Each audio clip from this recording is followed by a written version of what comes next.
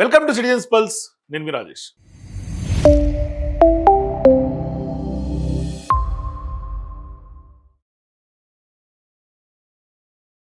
ఈరోజు ప్రజాస్వామ్యంలోనే చీకటి రోజు. ఈ తరం యువతను గొడ్డును బాదినట్లు ఢిల్లీలో బాదుతూ ఉన్నారు. వారేమి టెర్రరిస్టులు కాదు, సంఘ విద్రోహ శక్తులు అంతకన్నా కాదు, కేవలం న్యాయం కోసం మాత్రమే గొంతెత్తుతున్నటువంటి యువత.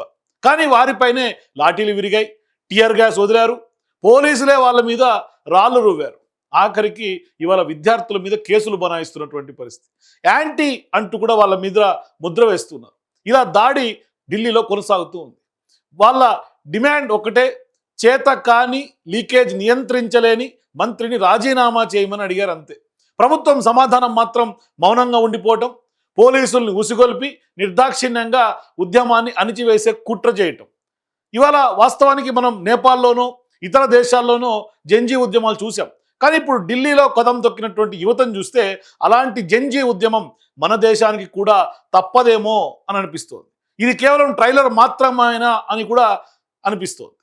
మరి చివరికి మోదీ హటావో దేశ్ బచావో అనేంతగా ఇవాళ పరిస్థితి మారింది అంటే మరి ఆందోళన ఎంత స్థాయిలో యువతలో ఉందో అర్థం చేసుకోవచ్చు. ఇవాళ జై భీమ్, జై జై భీమ్ అంటూ కూడా నినాదాలు ఢిల్లీ జంతర్ మంతర్ని హోరెత్తించాయి. పార్లమెంటు దాకా సెగలు తగిలాయి. ఈరోజు మనం ఒక రాజకీయ పార్టీ గురించో ఒక నాయకుడి గురించో కాదు, ఈరోజు మనం మాట్లాడుకోవాల్సింది ఈ దేశ ప్రజాస్వామ్యం గురించి. నిజంగా ఇవాళ ప్రజాస్వామ్యం అన్నది మన డెమోక్రటిక్ ఇండియాలో బతికే ఉందా అన్న అనుమానం కలుగుతుంది. ఈ దేశ యువత గురించి, మన పిల్లల భవిష్యత్తు గురించి మనం చర్చించాల్సినటువంటి అవసరం ఉంది. అంటే ఢిల్లీ వీధుల్లో కనిపిస్తున్నటువంటి దృశ్యాలు, ఇవాళ సోషల్ మీడియాలో వస్తున్నటువంటి వీడియోలు చూస్తుంటే నిజంగా దుఃఖం వేస్తోంది, మనసు కలిచివేస్తోంది. వేలాది మంది విద్యార్థులు, యువత చలో పార్లమెంట్ పిలుపుతో రోడ్లపైకి వచ్చారు. సోషల్ మీడియాలో వైరల్ అవుతున్నటువంటి వీడియోలు, కొన్ని చోట్ల పోలీసులు లాఠీ చార్జు, టియర్ గ్యాస్ ప్రయోగం, పూర్తిగా ఎంత మేర విధ్వంసం, ఇవాళ విద్యార్థులపై దాడి, అణచివేసే కుట్ర, శాంతియుతంగా చేస్తున్నటువంటి ప్రొటెస్ట్లో కూడా దాన్ని హింసాత్మకమైనటువంటి ఘటనలుగా తీర్చిదిద్దే ప్రయత్నం. ఈ దృశ్యాలు చూస్తూ ఉంటే ఒక ప్రశ్న మన మనసుకు వెంటాడుతోంది. ఏంటా ప్రశ్న అంటే, నిజంగా ఏదన్నా ప్రభుత్వాలను క్వశ్చన్ చేస్తే సమాధానం రావాలి కానీ ఇలా లాఠీలు విరగాల అన్న ప్రశ్న ఉత్పన్నమవుతోంది. ఇవాళ జరుగుతున్నటువంటి ఉద్యమం ఏదో ఒక రోజులో పుట్టినటువంటి ఉద్యమం కాదు. నీట్ పరీక్షలపై వచ్చినటువంటి వివాదాలు, పరీక్షా వ్యవస్థపై విద్యార్థుల్లో పెరిగినటువంటి అనుమానాలు, బాధ్యత వహించాల్సినటువంటి ప్రభుత్వాలు బాధ్యతాయుతంగా ప్రవర్తించడం, వాళ్ళు ట్రాన్స్పరెంట్గా ఉండాలని చేస్తున్నటువంటి డిమాండ్లు, ఇవన్నీ కలిపి ఆందోళనకు కారణమైనవి. ఇదే సమయంలో సామాజిక కార్యకర్తగా ఉన్నటువంటి సోనం వాంగ్చుక్ నిరాహార దీక్ష ప్రారంభించారు. విద్యార్థుల భవిష్యత్తు కోసం ప్రభుత్వం స్పందించాలని కూడా ఆయన కోరారు. అయితే ఆ తర్వాత చలో పార్లమెంట్ పిలుపు వచ్చింది. దేశం నలుమూలల నుంచి యువత ఢిల్లీకి చేరడం ప్రారంభించారు. కాక్రోచ్ జనతా పార్టీ పెద్ద ఎత్తున ఒక కాక్రోచెస్ లాగా యువత భారీగా కదిలి వచ్చారు. నిర్వాహకుల వాదన ప్రకారం ఇవాళ వీరందరూ కూడా రాజకీయ ర్యాలీ కోసం రాలేదు, తమ భవిష్యత్తు కోసమే ఉన్నటువంటి ఆందోళనతో ఇంతమంది కదం దొక్కి గొంతు వినిపించినటువంటి పరిస్థితి కనిపించింది. కానీ పార్లమెంట్ మార్చ్ రోజున ఢిల్లీలో భారీ భద్రతా ఏర్పాట్లు జరిగాయి. జంతర్ మంతర్ నుంచి పార్లమెంట్ వరకు బ్యారికేడ్లు ఏర్పాటు చేశారు. అదనపు పోలీస్ బలగాలను మోహరించారు. పెద్ద ఎత్తున ఇవాళ పోలీసులతోటి ఈ యొక్క ఉద్యమాన్ని అణచివేసే కుట్ర జరిగింది. నిరసనకారులను అడ్డుకునే ప్రయత్నంలో తోపులాటలు జరిగాయి. అనేక మంది విద్యార్థులు గాయాల పాలయ్యారు. వాళ్ళని అదుపులోకి తీసుకొని గొడ్డును బాదినట్లు బారారు. మరి అదే సమయంలో సోనం వాంగ్చుక్ను కూడా ఆసుపత్రికి తీసుకెళ్లారు. ఆసుపత్రిలో ఉండటం కూడా చర్చనీయాంశమైంది. అంటే తనను ఆసుపత్రి నుంచి బయటికి వెళ్ళనివ్వండి అంటూ కూడా ఆయన అడగటం, వెళ్ళనివ్వడం లేదని ఆయన ఆరోపిస్తున్నారు. అయితే అధికారులు మాత్రం ఆయనను పూర్తిగా వైద్య సహాయం అందుతోంది, వైద్య సహాయం కోసమే ఆసుపత్రిలో ఉంచామని చెప్తున్నారు. సో ఇట్లా కాక్రోచ్ జనతా పార్టీ తలపెట్టినటువంటి చేస్తున్నటువంటి డిమాండ్ ఉద్రిక్తతలకు దారితీసింది. ఇక్కడ ఒక విషయం ఆలోచించుకోవాలి. ఒక వ్యక్తిని ఆపొచ్చు, ఒక నాయకుడిని వాస్తవాన్ని నిర్బంధించవచ్చు, సోనం వాంగ్చుక్ లాంటి వాళ్ళని. కానీ ఒక ఆలోచనను ఆపగలరా? ప్రభుత్వం భావించి ఉండొచ్చు ఉద్యమం బలహీన పడుతుందేమో సోనం వాంగ్చుక్ను అరెస్ట్ చేస్తే అని. కానీ ఇవాళ అక్కడ వచ్చినటువంటి వేలాది మంది యువత ఢిల్లీకి చేరుకున్నటువంటి నేపథ్యం, సోషల్ మీడియాలో వచ్చినటువంటి వీడియోలు, అక్కడ వస్తున్నటువంటి వీడియోలు, ఫోటోలు ఇవన్నీ చూస్తుంటే యువతలో నిజంగా ఒక పెద్ద ఎత్తున ఆవేదన స్పష్టంగా కనిపిస్తుంది. ఇక మరోవైపు నిరసన సందర్భంగా కొన్ని ఆరోపణలు కూడా వినిపిస్తూ ఉన్నాయి. రాత్రి సమయంలో రాళ్ళు తరలించారని కూడా అక్కడ వచ్చినటువంటి నిరసనకారులు చెప్తున్నారు. అంటే కావాలనే కుట్రపూరితంగా దీన్ని ఒక శాంతియుతంగా చేస్తున్నటువంటి నిరసన కాస్త ఉద్రిక్తతలకు దారితీసి లా అండ్ ఆర్డర్ సమస్యగా తీర్చిదిద్దే ప్రయత్నం జరిగింది అనే ఆరోపణలు కూడా పెద్ద ఎత్తున వినిపిస్తున్నాయి. వాస్తవానికి ఇవాళ పెద్ద ఎత్తున వాళ్ళు దేశ రాజధాని నగరంలో మొత్తం భారీ భద్రతా వలయంలోకి వెళ్ళిపోయిన తర్వాత బ్యారికేడ్లు, పోలీసులు, పారామిలిటరీ బలగాలు, అట్లాగే కొన్ని ఆంక్షలు, పెద్ద ఎత్తున ఇవాళ ఢిల్లీ అట్టుడికిపోయింది. ఇవన్నీ వాస్తవానికి అంటే ఇంత భారీ బందోబస్తు, ఇంత భారీ ఎత్తున ఉద్యమాన్ని అణచివేసే కుట్ర జరిగింది అంటే ఇవన్నీ కూడా ఈ నిరసనలకి మోదీ ప్రభుత్వం నిజంగా భయపడింది అని అర్థం చేసుకోవాలి. వాస్తవానికి ఈ ఉద్యమంలో పాల్గొన్నటువంటి యువత అయితే వెనక్కి తగ్గలేదు, బ్యారికేడ్ల వరకు వెళ్ళారు, నినాదాలు చేశారు, తమ డిమాండ్లను వినాలని పెద్ద ఎత్తున ఆందోళన చేశారు, వాళ్ళు పార్లమెంట్కి మార్చిగా బయలుదేరారు. తర్వాత ఇవాళ కూడా ఇంకా అంత అణచివేస్తే కూడా ఇవాళ కూడా ఇంకా కూడా నిరసనకారులు అక్కడ రోడ్ల మీదే ఉన్నారు. ఇక్కడ వాస్తవానికి ప్రజాస్వామ్యంలో ప్రజలకు ప్రశ్నించే హక్కు ఉందా లేదా అన్నది ఈ యొక్క ఘటన చూస్తే అర్థమవుతుంది. మరి ఈ ప్రశ్నకు సమాధానం చర్చల ద్వారా రావాలా? మరి నిజంగా ఇవాళ ప్రభుత్వం కాక్రోచ్ జనతా పార్టీకి సంబంధించినటువంటి పార్టీ నాయకుల్ని కాదు, యువతని పరిగణలో తీసుకోవాలా? నిజంగా బలప్రయోగంతో ఇటువంటి ఉద్యమాలు ముగిసిపోతాయా అంటే ప్రతిపక్షాలు ఈ అంశాన్ని పార్లమెంట్లో బలంగా లేవనెత్తాల్సినటువంటి సందర్భం వచ్చింది. విద్యార్థులపై జరిగినటువంటి చర్యలపైన కూడా చర్చ జరగాలని డిమాండ్ చేస్తున్నటువంటి సందర్భం కనిపిస్తోంది. ప్రభుత్వం మాత్రం చట్ట వ్యవస్థను కాపాడాల్సినటువంటి బాధ్యత తమదేనని చెప్తోంది. మజ్బూరికా సర్కార్ ఏకంగా ధర్మేంద్ర ప్రధాన్ లాంటి వాళ్ళు చేస్తున్నటువంటి వ్యాఖ్యలు మనకు కనిపిస్తుంది. వాస్తవానికి ఇవాళ దేశంలో విద్యార్థులు తమ భవిష్యత్తు గురించి మాట్లాడుతున్నారు. ప్రభుత్వం చట్ట వ్యవస్థ చట్టపరంగా మేము ముందుకెళ్తున్నాం, అట్లాగే నీటికి సంబంధించినటువంటి లీకేజీ బాధ్యులపైన కఠిన చర్యలు తీసుకున్నాం అని చెప్తున్నారు. కానీ ఈ రెండింటి మధ్య కూడా ట్రాన్స్పరెన్సీ అంటే వాళ్ళ వాదన, వాళ్ళ భవిష్యత్తు కోసం వాదిస్తున్నారు విద్యార్థులందరూ, నిరసనకారులు. ఇవాళ ప్రభుత్వం మాత్రం పెద్ద ఎత్తున న్యాయం జరిగిపోయింది అన్నట్టుగా చిత్రీకరణ చేస్తున్నారు.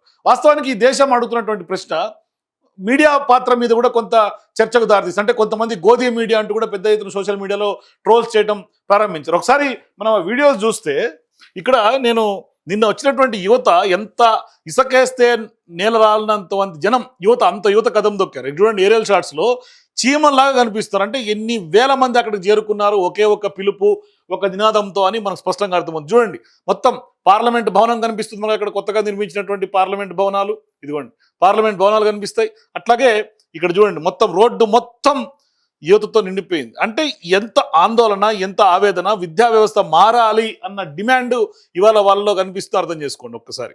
తర్వాత ఎట్లా బాధారు చూడండి, గొడ్డును బాధినట్లు బాధుతున్నారు. కనీసం అక్కడ వచ్చినటువంటి పోలీసులకైనా లేదంటే కనుక అజ్జుడండి మనుషులైనా వాళ్ళు వాళ్ళ భవిష్యత్తు కోసం విద్యా వ్యవస్థలో ఉన్నటువంటి లోపాలను ఇవాళ ప్రభుత్వం పూర్తిగా అకౌంటబిలిటీ కోసం వాళ్ళు కోరుతున్నారు, ట్రాన్స్పరెంట్గా ఉండాలని వాళ్ళు డిమాండ్ చేస్తున్నారు.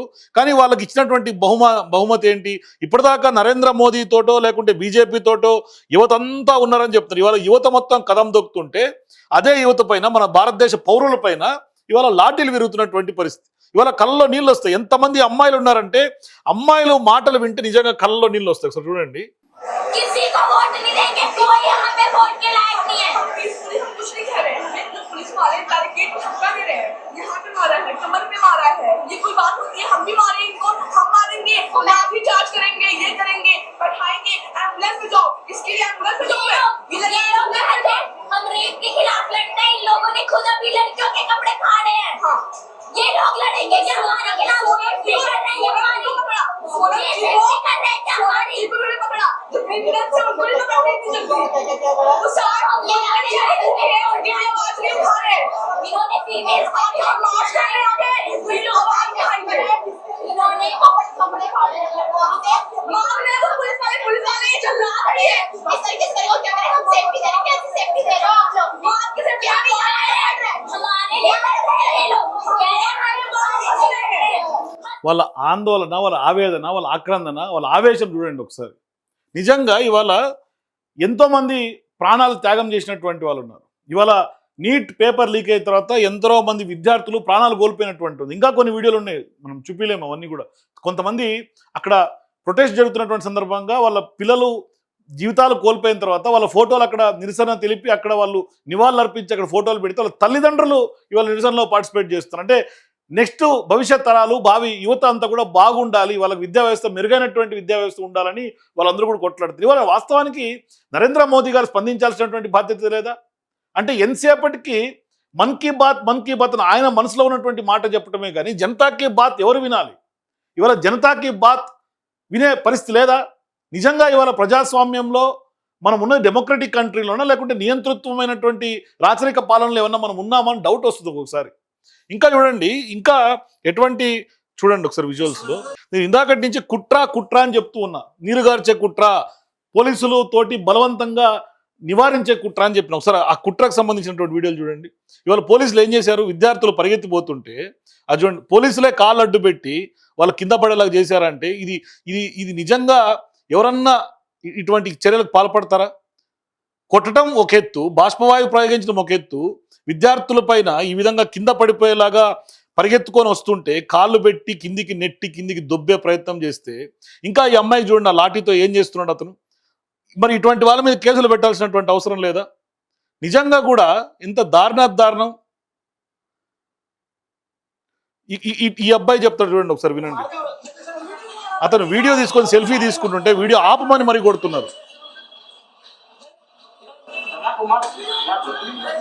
देख सकते हो ऐसे डंडे घुमा रहे हैं। मैं नहीं डरता भाई इन लोगों से। मार लो, तुम मार ही सकते हो, कुछ नहीं कर सकते, लेकिन मेरे पे भी डंडे इन्होंने बरसा है।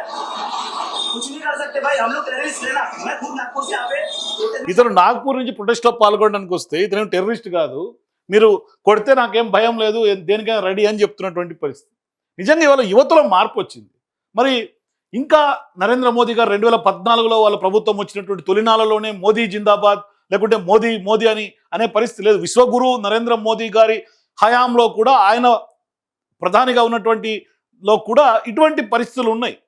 గతంలో కూడా ఇవాళ అమ్మాయిలు మాట్లాడారు కదా, నిజంగా రేపులు జరుగుతున్నాయి, మరి వాళ్ళ మీద క్రిమినల్స్ మీద చర్యలు తీసుకోలేరు, కానీ మా మీద మాత్రం ఇంత హుకుం జారీ చేస్తారు, ఇంత అనగదొక్కే ప్రయత్నం చేస్తారు అని. వాస్తవమే కదా.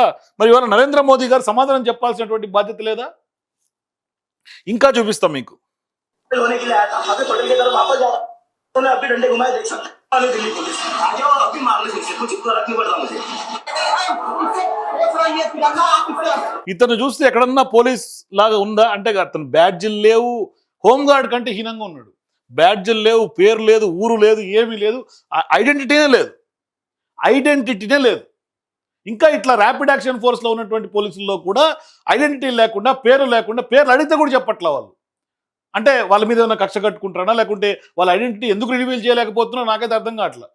అదే వీళ్ళని మాత్రం ఈ అమ్మాయి ఇది చేసింది, ఆ అమ్మాయి అది చేసింది, మొత్తం ఇంటెలిజెన్స్ రికార్డ్ మొత్తం. ఇంకా కొంతమంది జర్నలిస్టులు అక్కడ ఉన్నటువంటి ప్రొటెస్టర్స్తో, నిరసనకారులతో మాట్లాడుతుంటే దానిని కూడా వీడియోలు తీస్తున్నారు. అజిత్ అంజుమ్ గారు అని ఒక సీనియర్ జర్నలిస్ట్, ఆయన కూడా ఇండిపెండెంట్ జర్నలిస్టు, ఎన్నో అంశాలను వెలికి తీస్తూ ఉంటారు ప్రతినిత్యం. ఆయన కూడా అక్కడ రికార్డ్ చేస్తున్న సందర్భంగా ఒక పోలీస్ అధికారి వితౌట్ ఏమీ లేదు, మఫ్టీలో అసలు డ్రెస్లో కూడా లేరు, ఇంటెలిజెన్స్లో ఉన్నటువంటి డిపార్ట్మెంట్ పోలీస్ అధికారులు ఈయన వీడియో తీసుకుంటుంటే దాన్ని ఆయన ఇంకోటి వీడియో తీస్తున్నారు. ఆయన అంటున్నాడు, మీకు అంటే సరే మీ డ్యూటీ మీరు చేయండి, మా డ్యూటీ మేము చేస్తాం, ఆయన స్పష్టంగా చెప్తూ ఉన్నాడు. అంటే మోదీ ప్రభుత్వం కూడా నిజంగా ఇంతలా భయపడాలా యువతకి? ఇవాళ నిజంగా ఈ ఉద్యమం చూస్తుంటే జెన్జీకి సంబంధించినటువంటి మూమెంట్ మన దేశంలో స్పష్టంగా వచ్చేటట్టుగానే కనిపిస్తుంది. ఇవాళ గతంలో కేటీఆర్ గారు లేకుంటే బీఆర్ఎస్ పార్టీ నాయకులు కొంతమంది మాట్లాడారు ఆనాడు, ఖచ్చితంగా జెన్జీ ఉద్యమం వచ్చే అవకాశాలు ఉంటాయని ఆ రోజు చెప్పారు. ఇవాళ వాస్తవంగా కనిపిస్తోంది. అంటే అంత వ్యతిరేకత వస్తుంది. మోదీ హటావో దేశ్ బచావో అంత వ్యతిరేకత ఆ నినాదం ఊపందుకుంటుంది. ఇక్కడ చూడండి, ఈ పోలీస్ అధికారి భారతదేశ ఫ్లాగ్ను కూడా ఎట్లా అవమానిస్తున్నాడు, తొక్కేస్తున్నాడు.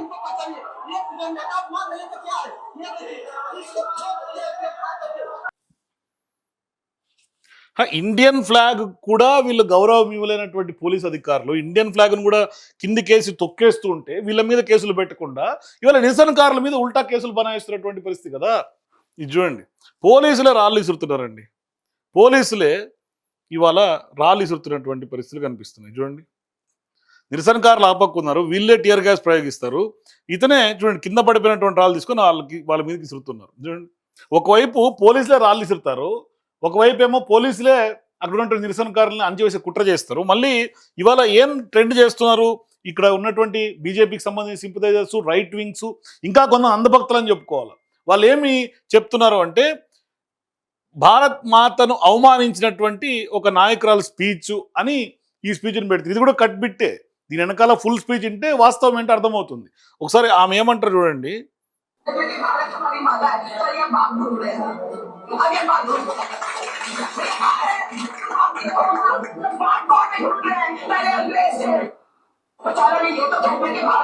నిజంగా ఈమె మాట్లాడినటువంటి మాటలకు మనం సపోర్ట్ చేయాల్సినటువంటి అవసరం లేదు. జెన్యూన్ ప్రొటెస్ట్కి, జెన్యూన్ అక్కడ ఉన్నటువంటి కాజ్కి, విద్యా వ్యవస్థ మార్పు కోసం, నీట్ ప్రశ్నాపత్ర లీకేజీకి సంబంధించినటువంటి అంశం మీద ఖచ్చితంగా మనం దానికి సపోర్ట్ చేయాల్సింది. కానీ ఇటువంటి వ్యాఖ్యలు ఫుల్ స్పీచ్ అయిన తర్వాత భారత మాతకు నిజంగా అవమానం జరిగి ఉంటే ఖచ్చితంగా చర్యలు తీసుకోవాల్సినటువంటి అవసరం ఉంది. అట్లాగే ఇంకా కొంతమంది ఈ ఈ ఈ వీడియోనే కాదు, ఇంకా నిరసనకారులే ఆందోళనకారులుగా మారి పెద్ద ఎత్తున పోలీసు వాహనాల్ని లేదంటే కనుక ఇంకా కూడా ధ్వంసం చేసినటువంటి వీడియోలు కూడా కొంత ట్రోల్ చేస్తూ ఉన్నారు. కానీ వాస్తవానికి ఇవాళ పోలీసులు రాలేసేటువంటి విజువల్స్ చూపించాను కదా, పోలీసులు ఎట్లా నిరసనకారుల మీద అనగదొక్కే ప్రయత్నం చేశారు చూపించాను కదా. కాబట్టి ఆ యొక్క ఆందోళనకారులు చేసేటువంటి ఆందోళన ఇక్కడ చూపించలేకపోతున్నారు కొన్ని కమ్యూనిటీ గైడ్ లైన్స్ వల్ల. అట్లాగే రైట్ వింగ్కి సంబంధించినటువంటి ఒక డాక్టర్ మాట్లాడతారు, వినండి అది. హాయ్ ఫ్రెండ్స్, ఒక్కసారి ఈ వీడియో చూడండి.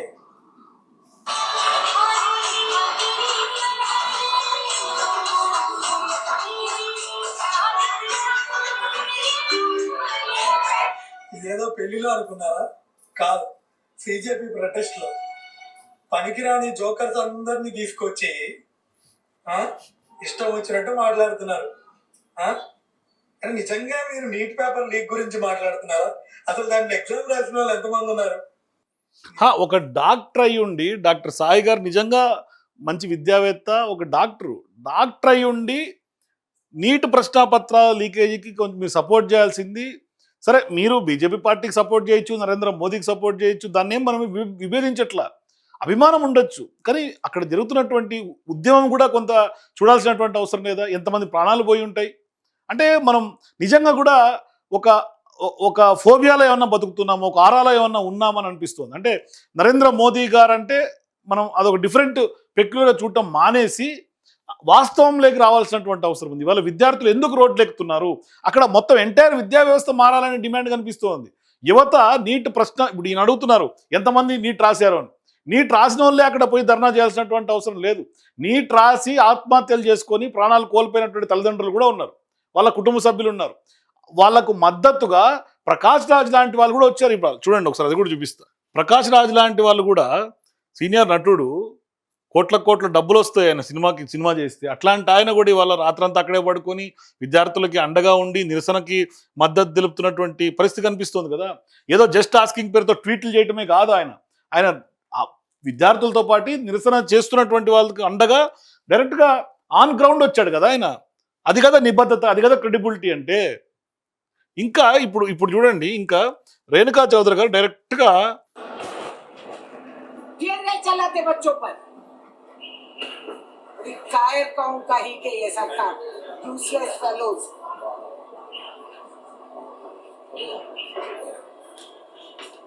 किसानों पे वाटर का कैनेट, स्टूडेंट्स पे टीयर गैस। वाह रे वाह, क्या ताकतमान सरकार है।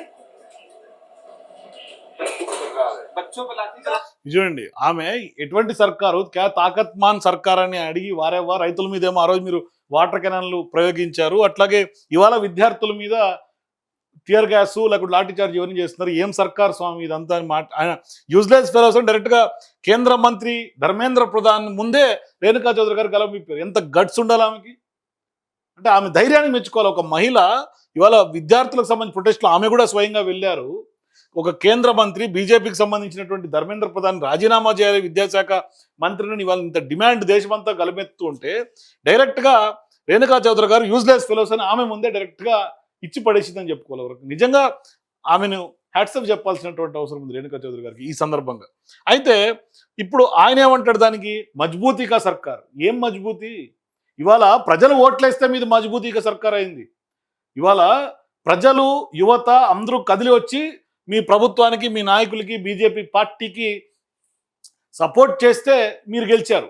ఇవాళ విద్యార్థులు తిరగబడుతున్నారు, రైతులు తిరగబడుతున్నారు, మహిళలు తిరగబడుతున్నారు. ఇక అంత జనం చూసిన తర్వాత ఎవరు ఓటేస్తున్నారు నరేంద్ర మోదీ గారికి అని ఒక ప్రశ్న వస్తుంది. అంత అబ్సల్యూట్ మెజారిటీ ఎట్లా వస్తుంది నరేంద్ర మోదీ గారికి అనే డౌట్ కూడా వస్తుంది.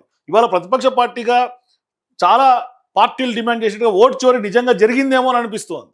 ఇవన్నీ చూసిన తర్వాత మజ్బూతీగా ఆయన సమాధానం చెప్పుకుంటూ వెళ్ళిపోతున్నారు. చూడండి, 21 बच्चे मार लिए, बच्चों पे टीयर गैस चला है।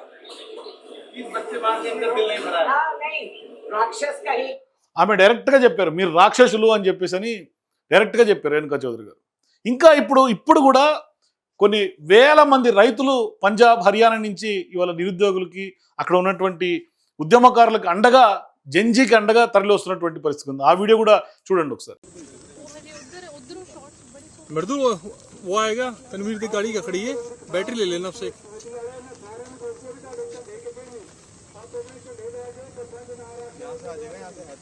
हाँ हाँ बता दो उसको, बाद मार लेना। यहाँ से आजा।